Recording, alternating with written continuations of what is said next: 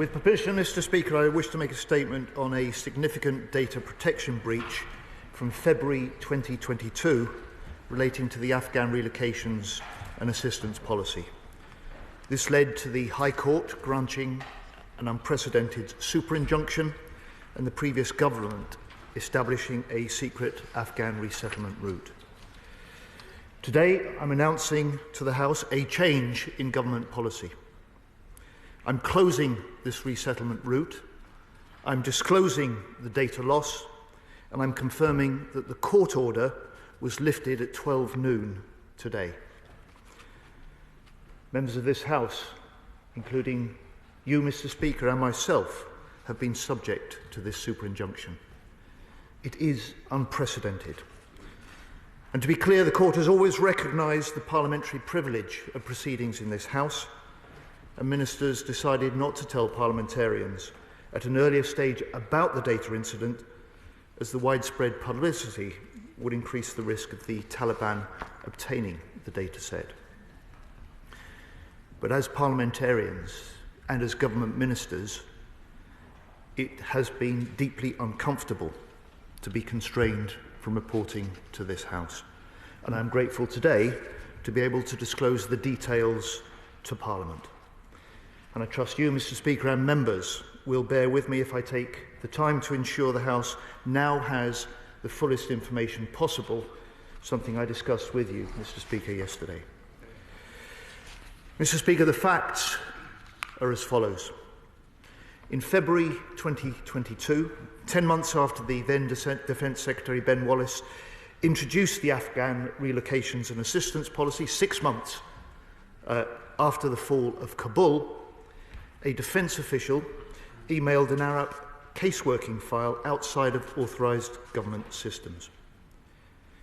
ARAP, as the House knows, is the resettlement scheme that this country established for Afghan citizens who worked for or with our UK armed forces over the combat years of Afghanistan. And both in opposition and in government, we have backed this scheme. I know ARAP also has had the full support from across this House. Now, this official mistakenly believed that they were sending the names of 150 applicants.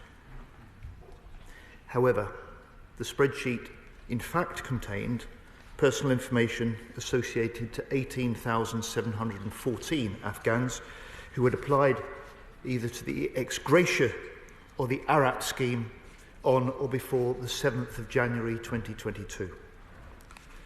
It contained names and contact details of applicants and, in some instances, information relating to applicants' family members. And in a small number of cases, Mr. Speaker, the names of members of Parliament, senior military officers and government officials were noted as supporting the application. This was a serious departmental error. It was in clear breach of strict data protection protocols, and it was one of many data losses relating to the ARAP scheme during this period. Now, previous government ministers first became aware of this data loss in mid-August 2023, 18 months after the incident. They became aware of the loss when personal details of 9 individuals from the dataset appeared online. Action was taken to ensure they were swiftly removed, an internal investigation was conducted, and the incident was reported both to the Metropolitan Police and to the Information Commissioner. The Met deemed that no criminal investigation was necessary, and the Information Commissioner has continued to work with the department throughout. However, journalists were almost immediately aware of the breach, and the previous administration applied to the High Court for an injunction to prevent the data loss becoming public. The judge deemed the risk warranted going further, and on the 1st of September 2023, granted a super injunction, which prevented the disclosure of the very existence of the injunction. Mr. Speaker, that super injunction has been in place for nearly 2 years, during which time 8 media organisations and their journalists have been served to prohibit any reporting. And no government wishes to withhold information from the British public, from parliamentarians or the press in this manner. In autumn 2023, previous ministers started work on establishing a new settlement scheme, specifically designed for people in this compromised data set who were not eligible for ARAP. Not eligible for ARAP, but nevertheless judged to be at the highest risk of reprisals by the Taliban. It is known as the Afghan Response Route, ARR. It was covered by the super injunction. And the then government initially established the ARR to resettle a target cohort of around 200 principals. But in early 2024, a combination of the Minister's decisions on the scheme's policy design and the court's views had broadened this category to nearly 3,000 principals. I want to provide assurance, Mr. Speaker, both to the House and to the British public, that all individuals relocated under the Afghan Response Route, ARAP, or the Home Office's ACRS scheme undergo strict national security checks before being able to enter our country.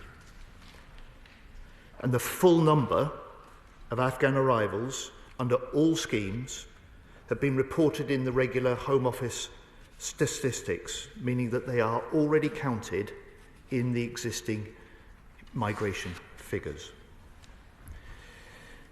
Now, as Shadow Defence Secretary, I was initially briefed on the ARR by James Healey, the former Armed Forces Minister, on the 12th of December 2023, and issued with the super injunction at the start of that meeting. Other members of the present Cabinet were only informed of the evidence of the data breach, the operation of the ARR, and the existence of the super injunction on taking office after the general election. By this time, the ARR scheme was fully established and in operation. By this time, it was nearly 2.5 years since the data loss. I have felt deeply concerned about the lack of transparency to Parliament and to the public. I felt it only right to assess the decision-making criteria for the ARR. So we began, straight away, to take a hard look at the policy complexities, the costs, the risks, the court hearings, and the range of Afghan relocation schemes that the previous government was running. Cabinet colleagues endorsed the need for new insights into the scheme in autumn last year while the scheme kept running, and in December 2024 I announced the streamlining of the range of government schemes that we inherited into the Afghan resettlement programme to better establish value for money, establish a single set of time-limited entitlements and support to get the Afghan families resettled. And I would like to thank, on behalf of the House, Mr. Speaker, our colleagues in local government without whom this unified resettlement programme would simply not be possible. And then at the beginning of this year, I commissioned Paul Rimmer, a senior former civil servant, an ex-deputy director of the Chief of Defence Intelligence, to conduct an independent review. This review was concluded and reported to ministers last month. Today, I'm releasing a public version of Rimmer's review, and I'm placing a copy of that in the Library of the House. I'm very grateful to him for his work. Mr. Speaker, despite brutal human rights abuses in Afghanistan, the Rimmer review notes the passage of time, nearly 4 years since the fall of Kabul, and concludes, first, and I quote, "There is little evidence of intent by the Taliban to conduct a campaign of retribution against former officials. Second, those who pose a challenge to the Taliban rule now are at greater risk of a reaction from the regime. 3, The wealth of data inherited from the former government by the Taliban would already enable them to target individuals if they wish to do so. Which means, fourthly, he concludes, and I quote, "It is highly unlikely that merely being on the spreadsheet would be the piece of information enabling or prompting the Taliban to act." However, Rimmer is clear. He stresses the uncertainty in any judgments, and he does not rule out any risk. Yet he concludes, given this updated context, that the current policy we inherited appears, and I quote, "an extremely significant intervention to address the potentially limited net additional risk the incident likely presents." Mr. Speaker, the Rimmer review is a very significant but not the sole element in the government's decision to change policy. To change policy, to close the ARR, and to ensure that court order is lifted today. Policy concerns about proportionality, about public accountability, about cost, about fairness were also important factors to the government. And this was not a decision taken lightly. It follows a lengthy process, including the Rimmer review, detailed ministerial discussions, and repeated consultations with legal advisors. And just as I have changed government policy in light of the Rimmer review, so the High Court today, in light of the Rimmer review, ruled that there is no tenable basis for the continuation of the super-injunction.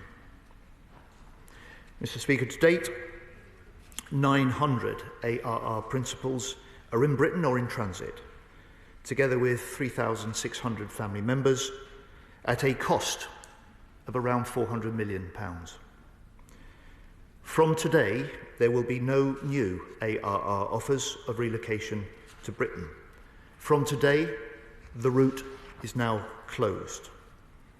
However, we will honour the 600 invitations already made to any named persons still in Afghanistan and their immediate family.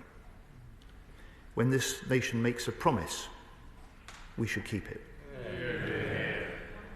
Today, Mr. Speaker, I'm also restoring full accountability for the government's Afghan relocation scheme to Parliament. And I would expect our select committees to hold us account now through the in-depth inquiries. Let me turn, if I may, now to the practical action that we've taken as a result of this policy change and in preparation for the lifting of the court super-injunction. Mr. Speaker, my first concern has been to notify as many as possible affected by the data incident and provide them with further advice. The MOD has done this morning, although I have to say to the House it has not been possible to contact every individual on the dataset due to its incomplete and out-of-date information. However, anyone who may be concerned can head to our new dedicated gov.uk website, wherein they will find more information about the data loss, further security advice, a self-checker tool which will inform them whether their application has been affected, and contact steps for the Detailed Information Services Centre, which the MOD has established. Mr. Speaker, this serious data incident should never have happened. It may have occurred 3 years ago under the previous government, but to all those whose information was compromised, I offer a sincere apology today on behalf of the British government. And I trust the Shadow Defence Secretary, as a former Defence Minister, will join me in this. Mr. Speaker, to date, 36,000 Afghans have been accepted by Britain through the range of relocation schemes. Britain has honoured the duty we owe to those who worked and fought alongside our troops in Afghanistan. The British people have welcomed them to our country, and in turn, this is their chance to rebuild their lives, their chance to contribute and to share in the prosperity of our great country. However, none of these relocation schemes can carry on in perpetuity, nor were they conceived to do so. That's why on the 1st of July we announced that we would no longer accept new applicants to ARAP. However, I will reiterate the commitment we made then to process every outstanding ARAP application and relocate those who may prove eligible. And we will complete our commitment to continuing the review of the triples. Mr. Speaker, I recognise my statement will prompt many questions. I would have wanted to settle these matters sooner, because full accountability to Parliament and freedom of the press matter deeply to me. They're fundamental to our British way of life. However, lives may have been at stake. And I've spent many hours thinking about this decision, thinking about the safety and the lives of people I will never meet in a far-off land in which 457 of our servicemen and women lost their lives. So this weighs heavily on me, and it's why no government could take such decisions lightly without sound grounds and hard deliberations. During this last year, we have conducted and we have now completed this work. I commend this statement to the House. Secretary of State James Cartledge. Thank you, Mr. Speaker, and I'm grateful to the Secretary of State both for advance side of his statement and for receipt early this morning of a hard copy of the Rimmer Review. And can I thank the Secretary of State and the Minister of the Armed Forces for briefing me yesterday and for briefing other parliamentary colleagues today. Furthermore, given the nature of the super-injunction, Mr. Speaker, and the fact that the timing and nature of this statement relates entirely to the Court's lifting of that super-injunction, I also recognise that it was entirely right for the Secretary of State to update the House at the earliest opportunity and welcome the opportunity colleagues now have to scrutinise these matters. To declare an interest, Mr. Speaker, I was a Minister at the MOD in August 2023 when the Department first became aware of the breach. My main role being to chair one meeting on the matter in August 2023 because I was the duty minister, but thereafter being Minister for Defence Procurement and this sitting outside my portfolio, I had relatively minimal direct involvement. That said, the Secretary of State has issued an apology on behalf of the government, and I join him in that, and in recognising that this data leak should never have happened and was an unacceptable breach of all relevant data protocols. And I agree it is right that an apology is issued specifically to those whose data was compromised. It is nevertheless a fact that cannot be ignored that when this breach came to light, the immediate priority of the then government was to avoid a very specific and terrible scenario, namely, an error by an official of the British state leading to torture or even murder of persons in the data set at the hands of what remains a brutal Taliban regime. As the Rimmer Review confirms, that scenario, thankfully, appears to have been avoided. Of course, the Rimmer Review was set up in January and reported to the Secretary of State in June, as we understand. I want to be clear, Mr. Speaker, it is entirely appropriate that the Secretary of State has sought to update the Department's understanding of the threat on the ground in Afghanistan that exists today, particularly for those persons in the data set who had previously been concluded to be at greatest risk of reprisals. However, the House will appreciate that when ministers became aware of this data breach in August 2023, we did not have the luxury of 6 months to assess the situation. As Rimmer says at paragraph 53, and I quote, the review notes that the passage of time is particularly relevant. And I know that my former ministerial colleague, former Minister of the Armed Forces, James Healey, who led the response to the leak, will have been focused entirely on what he saw as his duty of care to those at risk of reprisals, based on the threat assessment that pertained at the time. But any threat picture is constantly evolving. And as I say, I support the Secretary of State's decision to review the MOD's understanding of the threat, and given the latest situation as reported by Rimmer, we support his conclusion that the Afghanistan response route, the ARR, can now be closed. Turning to the super-injunction, I do entirely understand why this will be the subject of considerable interest, particularly for the newspapers and media outlets concerned. We have an independent judiciary, and it is not for me to comment on either the decision to grant the injunction in the first place, nor to lift it today. But it is surely telling that the Rimmer Review paragraph 56 states that planning at the time the government became aware of this breach in the summer of 2023 was based, and I quote directly, on a risk judgment that were the Taliban to secure access to the data set, the consequences for affected individuals may be serious. Had that not been the case, no doubt the court would have been less likely to grant the injunction, and certainly not a super injunction. So on the leak, can the Secretary of State confirm that this was by a civil servant and that ministers at the time took steps to change the casework procedure, i.e. not using spreadsheets sent by email, but moving to a more secure system fully within the entirely secure network? And can he confirm that although the data set was circa 18,000, only a relatively small portion of that data set was identified as being at high risk of reprisals, and only a small number have been settled here, which is why, as he stated today, the cost is around £400 million, not the figure of £7 billion that is being reported elsewhere? And can I agree with him that now that these matters are rightly in the public domain, that given the reassessment of the threat in the Rimmer Review, it would be wholly appropriate for the Select Committee and others to look into these matters further? Can the Secretary of State comment on one very specific item being reported? That, and I'm not referring to the person who made the leak, but another apparent third party who obtained some of the data was engaged in blackmail. Did the original Metropolitan Police investigation look at this? And if not, will he consider reopening it so that the police can have another look at that very specific point, which is very serious in its implications? Finally, we must recognise the huge role played by Afghan nationals in support of our armed forces. But any policy in this area must always be balanced against our own national interest. We support the government in closing the ARR scheme.